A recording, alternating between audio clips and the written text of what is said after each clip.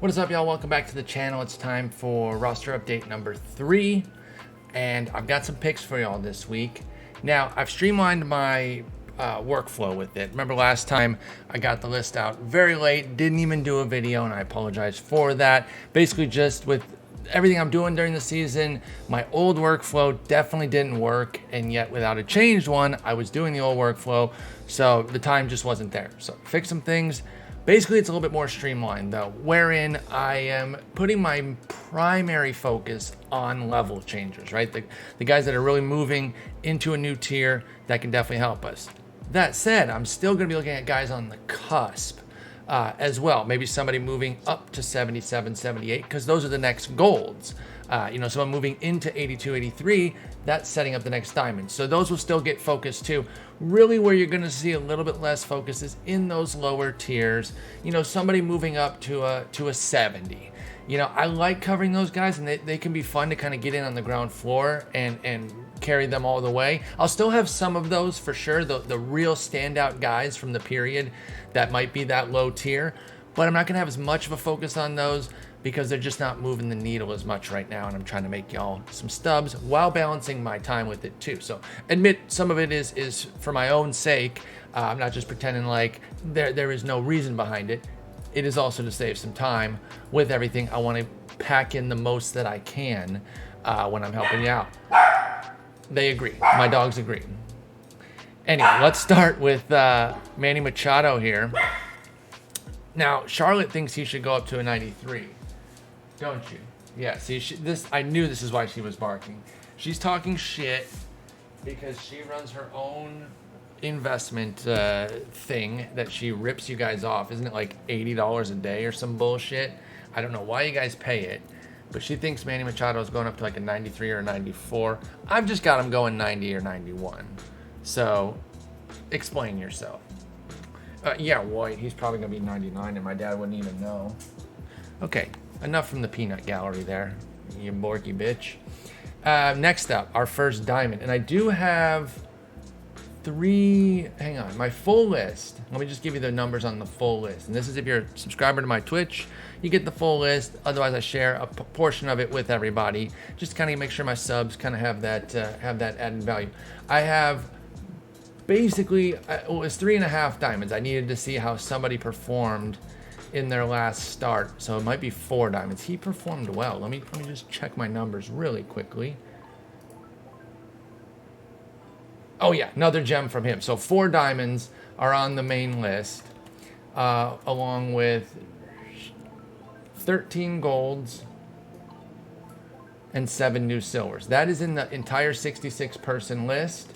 What I'm sharing with you today is a third of that. 22 players with 2 new diamonds and 6 new golds and 3 new silvers, and then a handful of guys that are kind of up-and-comers. So let's start with our first new diamond here, and that's Paul Diamond Schmidt. Like, it kind of happens. It seems like it happens like once a year, right? Where he makes a run up to. He starts as Paul Goldschmidt. I think they have to start him at gold because of his last name, no matter what. So he starts at gold, then works his way up to diamond. He's getting there pretty quickly this year. He's just been crushing. And in fact, he's been doing it against righties and lefties, that those righty numbers can get a big boost. I think he can go up 86, 87, which every point matters now, especially for quick sell values. So that makes Goldie somebody set to pay off big. Now, the market's already there, so we'll quickly cover him. It's a little bit of an obvious one, but I wanted to include him to avoid questions of like, where's he at? What's up? By the way, I will mention Ty France real quick. I got him getting nooched this week, and that's our little catchphrase for a neutral move. I think he'll still be an 84 this week, maybe some upgrades, a little bit of downgrade, but nothing really moving the needle up to 85 just yet. He's still destined for diamond. Still hang on to your Ty France shares, but I don't think they're going to pay off this week. My other new diamond for y'all is a starter, and he's who I had to check to make sure that Shane McClanahan popped off on Monday well enough to get his upgrade. And I think he did. 9 strikeouts against the Marlins. He threw 6 innings, 4 runs, 2 walks. I mean, come on. He's been a diamond from day one this year. I understand why he started at gold, but like he has just looked like an absolute stud from the jump. So I've got Shane McClanahan going diamond this week. Now I got a trio of 84s for you here. So again, these are obviously setting up to be our next diamonds, including one of which is a return to diamond. But first we're talking about Will Smith. Now the big dog catchers this year have not been great overall, if you kind of look. Some of them have been fine. Others, like Yasmani Grandal, have been legitimately bad for like fantasy purposes and everything, which basically this is another form of fantasy baseball, let's be honest. But Will Smith has been playing a lot better. In this period in particular, he hit well against righties and lefties.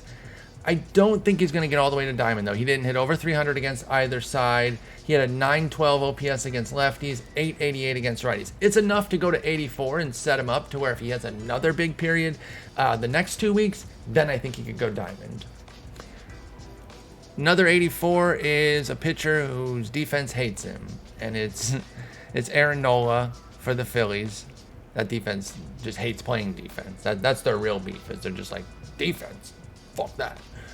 But I've got him going up to an 84. It feels like he's a matter of time before he goes to diamond the way he's pitching. However, you do have to consider that defense can kind of screw him over. Now, ERA doesn't really matter, but the defense can play. ERA for our purposes doesn't really matter, but it can play in other ways where if the poor defense extends innings, he can give up more hits, more walks, things like that. So it can hurt him that way. This year, it's been pretty mediocre for him again. Now, we've seen the defense not really impact somebody like Zach Wheeler. So that's why I make the joke about how they hate him because, Wheeler had an ace season last year.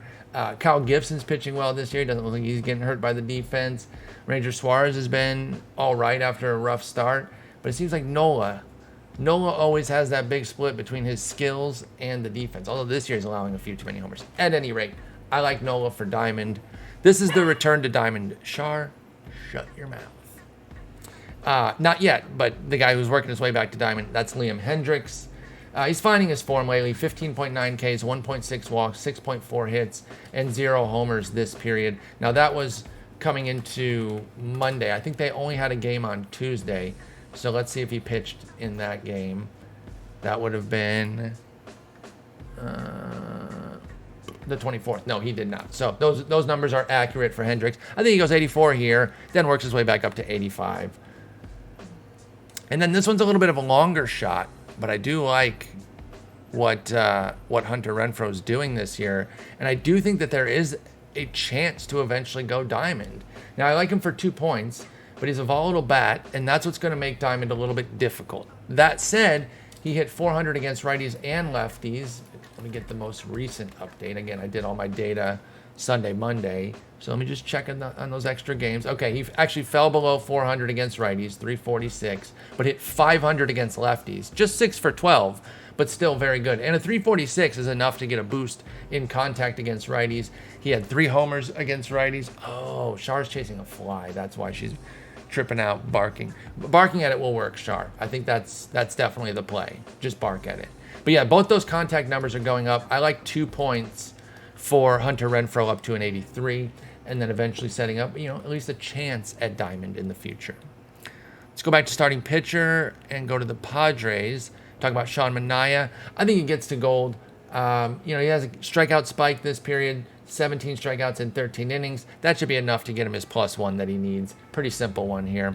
Let's stay at starter, but jump over to the Braves. Talk a bit about Kyle Wright, who I really like, and he's been pitching quite well. And I wonder, if you want to hold into gold and beyond, possibly, I think he could be a diamond this year at some point. If this breakout's real, this is a highly pedigreed pitcher, so it wouldn't even be that crazy. But for this period, the only thing I have a minor bit of concern about is the 5 walks, and if they kind of hold that against them. Otherwise, he has 15 strikeouts and 5 hits in 11 in the third this period. So I think the gold is there unless they really hit him for those walks. But he's already at 61, and his BB9 this year is 3.1. I think that's fine. So I really think gold is there. But Kyle Wright's having an excellent breakout season. I'm probably going to keep holding. I got in on Kyle Wright early. I don't think I'm going anywhere. This one's obvious, but let's get it out of the way so that nobody's like, you didn't say this guy. Trevor Story is out of his absolute mind lately, and you can see where his price is well beyond gold. People are holding for diamond. Actually, that's probably based on that's some probably a residual bump from Supercharge. But I got him going to 80. I mean, he dropped from 82 last update, but then he's gone absolutely berserk this period. Let me get his updated stats because I think he's done even more since I ran the numbers. I think he has an 8th homer, doesn't he? Taking forever to load when I need it to be fastest. Let's just take a little drink here. Yeah, 8 homers. 8 homers for Trevor Story this period. That is obscene. That is truly insane. He's hitting 289, 370, 884 is his slash line. Easy gold. He might get all the way back up to 82. They might completely reverse the downgrade that he had last time. But you can hold for diamond if you want. This is a big heater. We'll see where so this is kind of getting him back to where he belongs. Now we'll see if he can kind of keep going from this heater and play like a diamond and get back there eventually too. So if you want to hold long term with him, I totally get it with Trevor Story. Next up is the Yankees, another kind of obvious one. Let's just talk about Stanton real quick. He's definitely going to, I believe. He's tattooing righties and lefties with a 405 average and 4 homers this period. He can definitely get to diamond. Well, actually, I don't want to say definitely. Like, he can. He has the skill. Does he have the health? And will he avoid the major slumps to do so? So I was a little careless with my words there, making it sound like diamond is coming soon. No, it would take a while. But if he keeps hitting 285 with the power that Stanton has, which is, of course, excellent, then he can get to diamond. So if you want to hold through the long haul, I totally get it. But you'll have to be patient because you know he can ebb and flow. I actually didn't plan this, but we're staying in the AL East here. We're just living in the AL East. And we're going to talk about Randy Arozarena, who basically reversed his god-awful April. He's destroying righties this month, which is perfect. That's exactly what he needs. 324 average and 3 homers. But he's been insane all May. So I think as they kind of look back at everything and say, okay, rough April, but he's completely counterbalanced it in May. He's killing it. And there's reason enough to get him the 2 points back to gold, and we'll see where he goes from there. By the way, he did hit 667 against lefties, but he was 2 for 3. So I don't think there's anything coming against lefties. He just didn't face enough. This one hinged on earlier this week, too, to see if, as long as he didn't go like 0 for 5, I figured A.J. Pollock would get gold. It would have had to been 0 for 5 against righties, too, because that's kind of what's going to get the boost here. But he didn't. He didn't do that. He ended up hitting, I just had it up, and then I searched somebody else. He ended up hitting 321 against righties. That's totally fine. 300 against lefties, 1 homer. I think it's enough to get him the 1 point that he needs to go gold. Now you see plus 15s only gets him to 81. So I really think it's just the 80, and then he kind of needs to prove it from there if he wants to get into gold. But I think he's more of a base gold anyway. Going back to the Yankees real quick, 2 more guys that are going to be 79s for me this week. Although one of them they might push, and I'll talk about it in a second here. Let me start with Sevy. Luis Severino, I like that he's back, man. I'm not like a Yankees fan or anything. If anything, I'm a bit of a Yankees hater. I just like to tweak their fans. But Sevy, they have so many fun players. That's what makes them hard to hate these days. Back in the Evil Empire days, it was so easy to crap on them. But they've got a lot of fun players. And Sevy's one of them. I really do like him. He had a great period. 2 excellent outings. 12 strikeouts in 13 innings.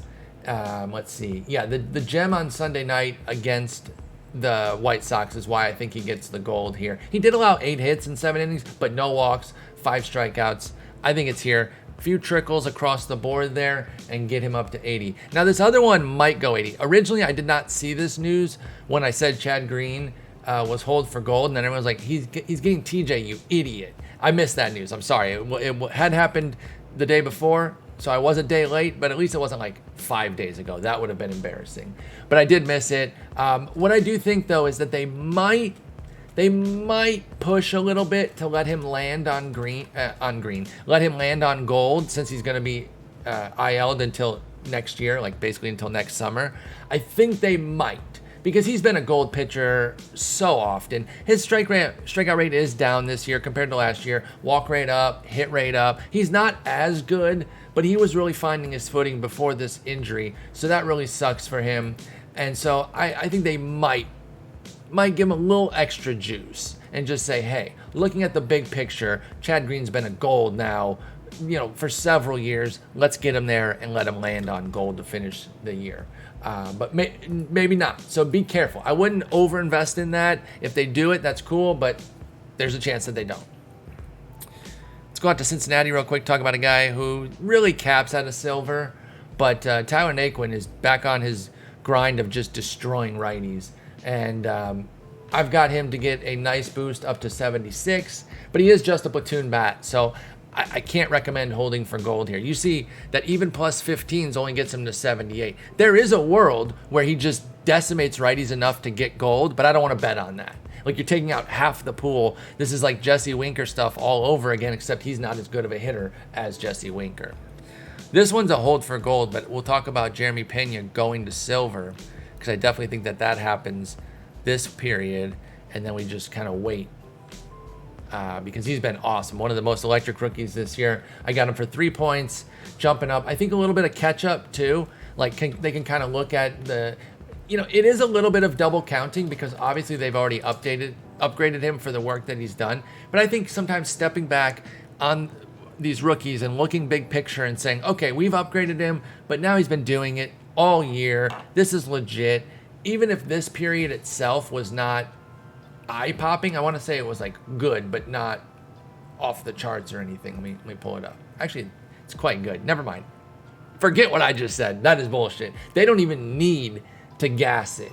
Oh, you know what? It's because he put up another 2 for 4. And when you're dealing with small samples of 10 games, even just another 2 for 4 can really move the needle. So yeah, he's at 429 batting average this period with a homer, 2 steals, 432 at OBP, 543 slug for Jeremy Pena. I think he gets silver this time, and I'm going to hold for gold. I'm going to ride it out because he's got power, he's got speed, he can do it all, and there's so much growth potential here in his batting profile that I think he can get gold. It'll take a little time, but I'm ready to wait. I mean, he didn't cost anything. We've been getting in on Jeremy Pena so much so early this year. Like, now he's a little bit. Like, you're not getting in dirt cheap right now. But even if you got in now and rode it through gold, you could still cash out. All right, D-backs. Josh Rojas, he's back and he's hitting. I mean, 3 homer game alone is going to get him to silver. That's really it. So we'll see what he does off the 3 homer game, but that alone should at least get him to silver. And then I got 4 guys for you that are going to set up for the next silvers, and I'll talk about how much potential they have for gold. We'll start with a guy who's just been out of his mind, Trevor Story style, basically low-key Trevor Story. Cole Calhoun's been tearing the cover off the ball. He's basically as hot in May as he was cold in April. He had a 1056. Or had a 375 OPS in April. He is a 1056 in May. I think he probably needs to stay hot to get silver, though, because you can see right here, plus 17s only gets him to 73. Plus 17s against lefties. So he's going to get a nice, healthy boost, but I think it only puts him up to a 74. And then they kind of say, hey, can you stay hot beyond this? And if so, then maybe you get silver and beyond. This next guy is good, not at defense, but at hitting. But I don't know if he caps out beyond high bronze, low silver. And that's Darren Ruff. Now, I do have him getting up to a 74, just the 1 point right now, because all he's doing is playing into his current split. Like, he doesn't really play against righties. So he's just dominating lefties. And, actually, hang on. I did have to check his stats for Monday and Tuesday just to see. I did put a little note in there that unless he hits some more homers, and I don't remember if he did. Did he do anything on Monday or Tuesday? He did have 2 hits, but I don't know if that's enough to really move the needle. I'm going to say no. I'm going to say just 74 because all he's doing is still just crushing lefties. So, he can get silver off of that, but I don't think he can go beyond that unless he starts hitting righties. And then 2 interesting middle relief types that we got to see if they move to SP. That changes their outlook completely because they're going to get a few points off of that. And I'll talk about somebody who did just that recently. But first guy is Aaron Ashby. He's still listed at RP. And he's not starting consistently yet. So I understand why they don't have him at SP just yet. Let me see. What's his latest? His latest is, yeah, 2 relief appearances and 1 start. And the start was bad, and it was back on May 8th. So he's not moving to SP yet. That'll give him a nice little boost when he does. But he did have 5 innings with 8 strikeouts and no hits, no walks this period. So that is going to move him up. And I got him up at a 73 here, which is the same as you see from the inside edge. Now, I do want to see one thing real quick. With Peralta's injury, yes, they are putting Ashby in the rotation. He's starting today. So because he is SP now, they might do it. I can actually check his stats today. He threw 5 2/3, 4 hits, 1 unearned run, 3 walks, 5 strikeouts. So that won't count for this update. The update's lock on Tuesday. But knowing that Freddie Peralta's injured and Ashby is the starter, they could move him to starter, in which case that would move him to like a 77. You get like 3, 4, 5 points sometimes off of moving RP to SP. So you take that plus an upgrade, that could be there. So get in on Ashby now, because if he moves to SP this period and you didn't start investing, that's going to cost you right off the bat, because he's going to have those extra points. And then the other guy you might have been able to guess, although there's been a lot of guys like this, so maybe you didn't guess the right one, but he's been a flashy one this year. The first guy to really turn heads, and it was Spencer Strider. The first guy to turn heads in this role, the extended relief outing role. I think opening day he had a masterful appearance, or the second game of the season. I got him up to a 73 as well. He doesn't have any walks this month, and I think that needs to be reflected in his numbers. It's a small sample, but it is some growth. His walk rate is down to a palatable 3.7 per 9. That's better than a 29 for sure. Like I said, 0 this month. Since the last roster update, he has 8 strikeouts in 5 innings, 0 walks, 5 hits. So that's going to get a big boost. I don't think he's going to move to SP yet, because there actually isn't a spot for Strider. He is still just relieving, although Tucker Davidson was pretty dreadful on Monday, and they might look to veer away from Davidson and look at Strider. So we'll see. But anyway, big level changers to remember: Paul Goldschmidt, Shane McClanahan to Diamond, Sean Manaea, Kyle Wright, Trevor Story, Giancarlo Stanton, Randy Rosarena, and AJ Pollock to gold. And then Tyler Naquin, Jeremy Pena, Josh Rojas to silver. Pena, of those 3, is a hold for gold for me. And I mentioned this SP move situation. I just want to show you. You guys are probably familiar with it, but I just want to show you what it looks like in practice. So the off week update is just roster moves like this, changing teams or changing positions. Brady Singer got 5 points with the move. And by the way, he's a late addition to the list. I think he's going to maybe go silver this week. He's at least going to go up, I think, to a 73, 74, but maybe all the way to silver, because with this move, he now sets up with the update that he's going to get for having a beast period. He had 2 huge starts last week, 7 innings in both. So he had 14 innings, 8 runs, 8 hits, not 8 runs. 14 innings, 8 hits, 3 walks, 12 strikeouts. I would have liked the strikeout per inning, but I'll take 12. The 3 walks is great. The 8 hits is great. So I think he's going to get a boost in addition to the boost he got last week. That could get him up to, I think, maybe silver, but we'll call, the official call will be a 74. I'm going to go with a 74 there and say that he's going to get that. And so that's Brady Singer there. And then you see also Jeffrey Springs is one to look at. He went from bronze to silver just with his move. Now, one thing about him is I do like him, and I'm keeping tabs on him. I got him in fantasy. He gets to start against New York next, and it's going to be a risky start. I'm actually using it in fantasy, so I'm pretty nervous. But what I would say is, if he does well in this outing, this could be the start of a nice period that would eventually lead to a potential gold upgrade. So if you like Jeffrey Springs at all, you need to get in now while people are kind of not paying a whole lot of attention to him. He's been really good. They've been stretching him out. They're basically treating him like Drew Rasmussen. He's going 5 innings regularly, just like Rasmussen. So Jeffrey Springs, another interesting one. And then, you know what? I didn't have this guy on the list, the YouTube list, but I want to share this one. This is my big mover of the week. This is my big, this is my call. This is my big, ace in the hole type that I think can come through. Let's go back out to the Brewers. I got an SP call for y'all. Going to gold on this list. And it is Eric Lauer. Now, it's a 6-point move, but they've been being aggressive, so I want to test that aggressiveness and see if I'm caught up yet, because I was behind last time. I think this is a gold move for Lauer this week, because he didn't get an update he didn't get a boost in update number 2.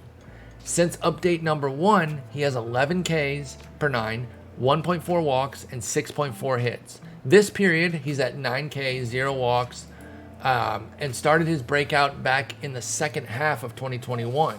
Since that time, since July 2021, he's 11th in strikeout to walk ratio among 125 starters.